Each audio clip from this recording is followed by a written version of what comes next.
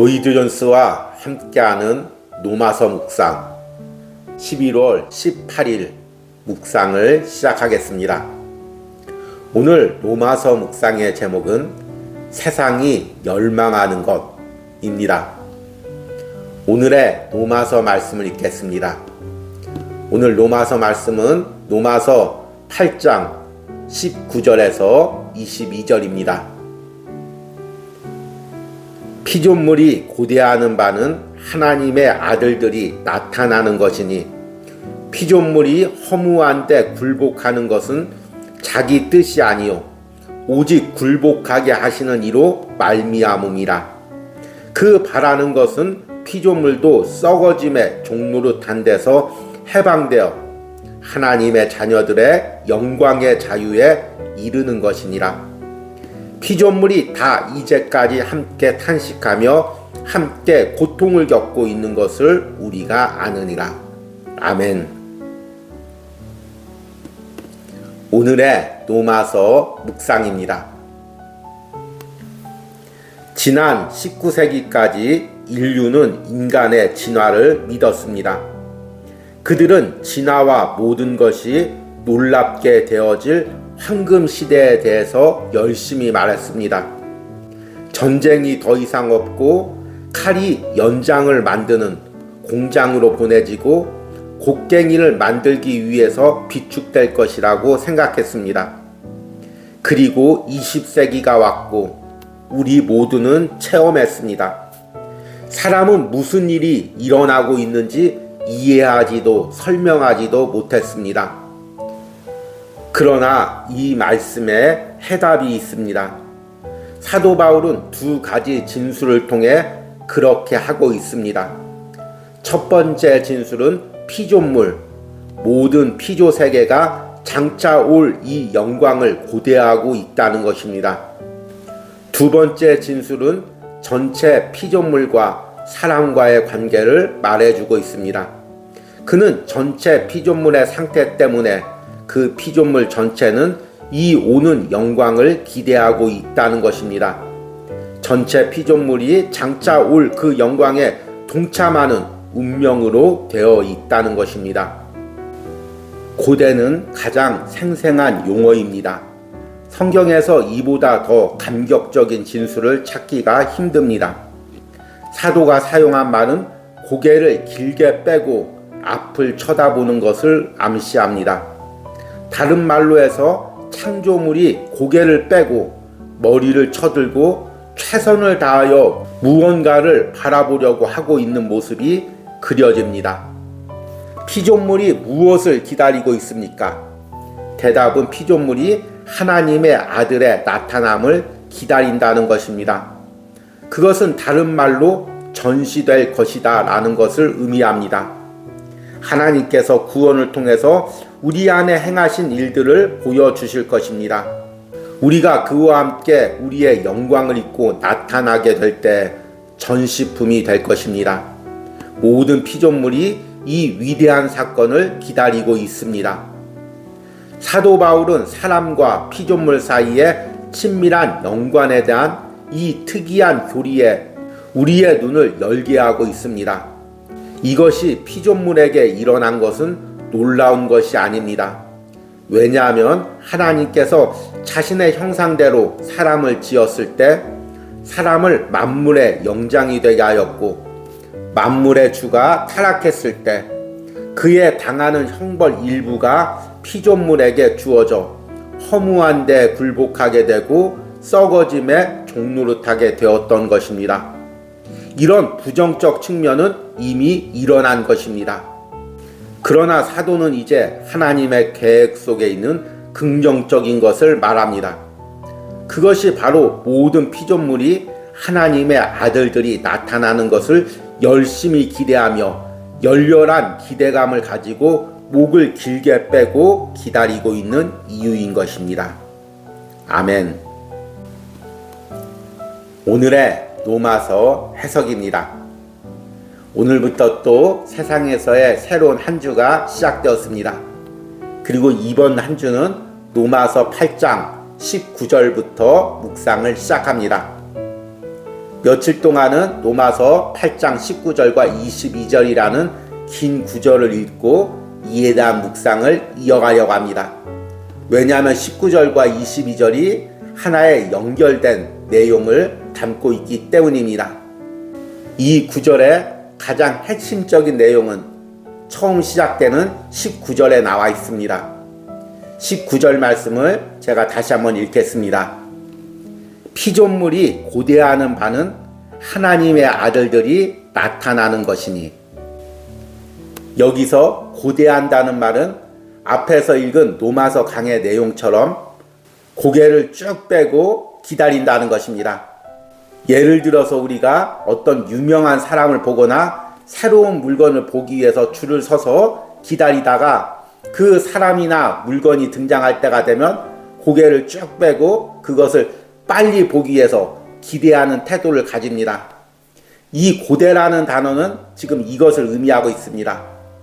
그래서 다른 표현으로는 갈망한다, 열망한다, 간절히 바란다, 이런 표현들이 될 수 있을 것입니다. 여기서 피조물이란 무엇입니까? 인간을 제외하고 하나님께서 창조한 피조 세계를 의미합니다.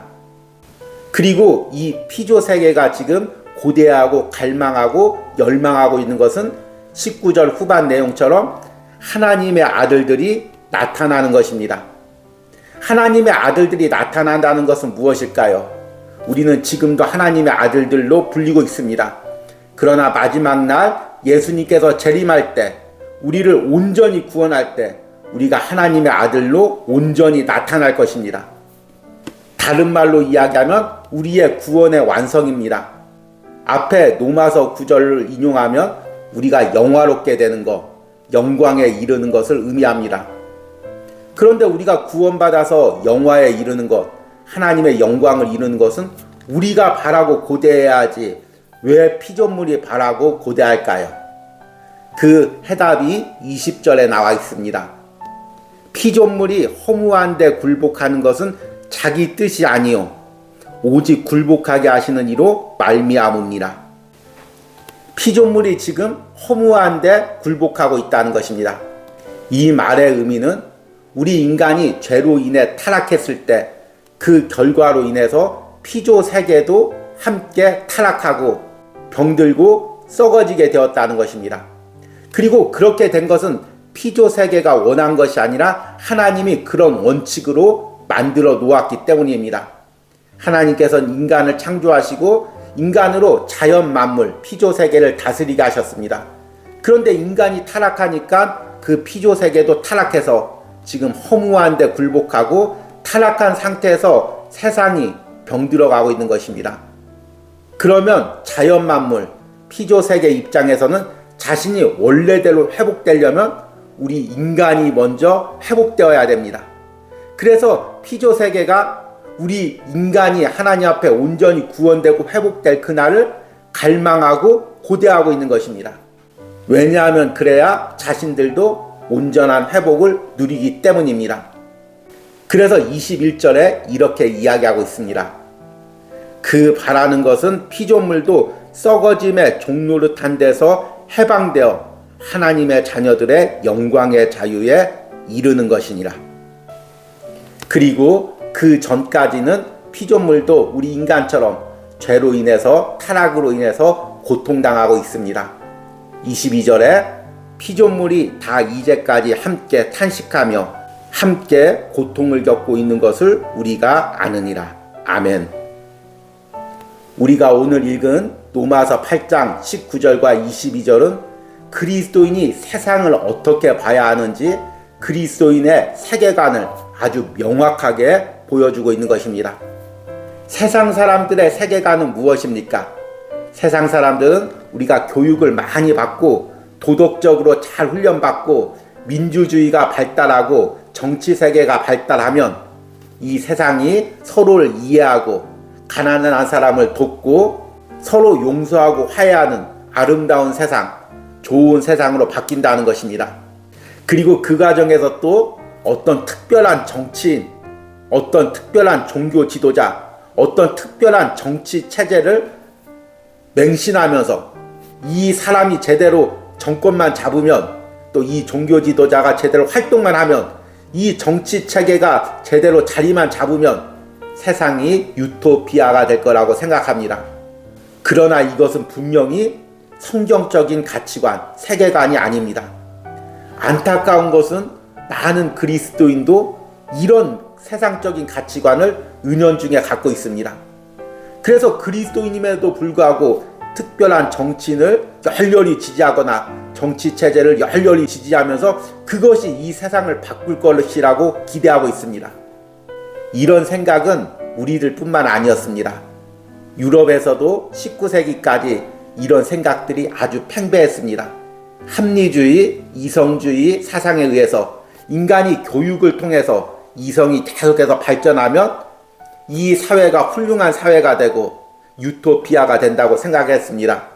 그러나 이런 인간의 모든 환상이 언제 깨졌냐면 20세기에 들어와서 1차 세계대전과 2차 세계대전을 겪으면서입니다.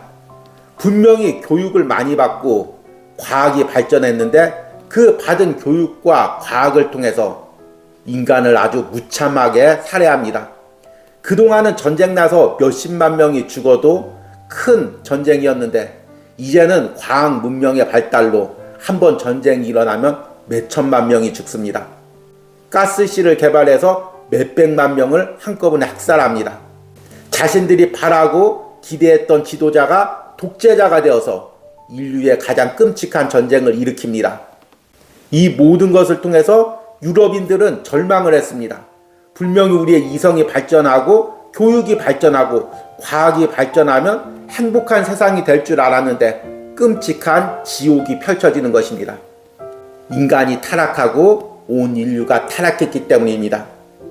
이것은 인간의 개인적인 노력이나 정치나 과학의 발전으로 해결될 수 있는 문제가 아닌 것입니다. 우리 그리스도인들이 하나님의 아들들로 온전히 나타났을 때 그때 회복되는 것입니다. 우리 그리스도인들은 바로 그것을 갈망하는 것입니다.